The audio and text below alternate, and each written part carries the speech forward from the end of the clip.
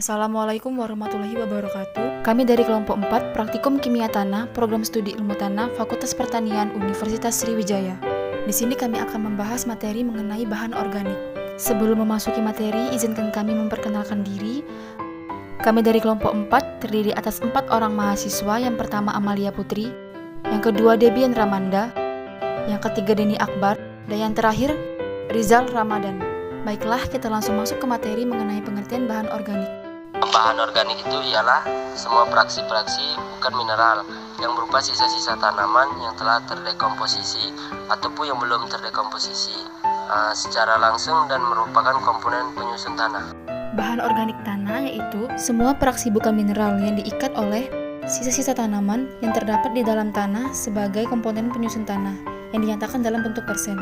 Posisi tanah, mineral 45%, bahan organik 5%, air 25%, udara 25%. Pentingnya bahan organik. Yang pertama, membentuk tanah yang subur. Yang kedua, bisa memperbaiki agregat tanah. Yang ketiga, mampu menyediakan kesuburan dalam tanah. Yang terakhir, memperbaiki suhu tanah. Fungsi dan peran bahan organik. Bahan organik berperan penting dalam menentukan kemampuan tanah untuk mendukung pertumbuhan tanaman. Bahan organik berperan dalam meningkatkan kesuburan tanah, memperbaiki struktur tanah, meningkatkan kemampuan tanah menahan air, meningkatkan pori-pori tanah, dan memperbaiki media perkembangan mikroba tanah. Manfaat bahan organik dalam sifat biologi adalah untuk menghasilkan sumber makanan bagi organisme tanah, meningkatkan keragaman mikroorganisme tanah, serta meningkatkan populasi organisme tanah.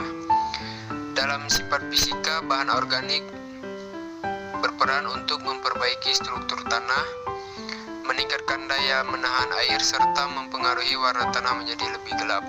Sedangkan dalam sifat kimia tanah, bahan organik bermanfaat untuk mengidentifikasi tanah dan meningkatkan ketika tanah, serta meningkatkan ketersediaan dan efisiensi pemupukan. 3 sumber bahan organik. Di sini bahan organik terdiri atas 3 sumber. Yang pertama yaitu primer, yang berasal dari jaringan tanaman yang sudah mati atau sersah-sersah tanaman. Yang kedua yaitu sekunder, berasal dari kotoran hewan atau makhluk hidup. Dan yang terakhir yaitu tersier, berasal dari penambahan dari luar seperti pupuk. 3 fase bahan organik.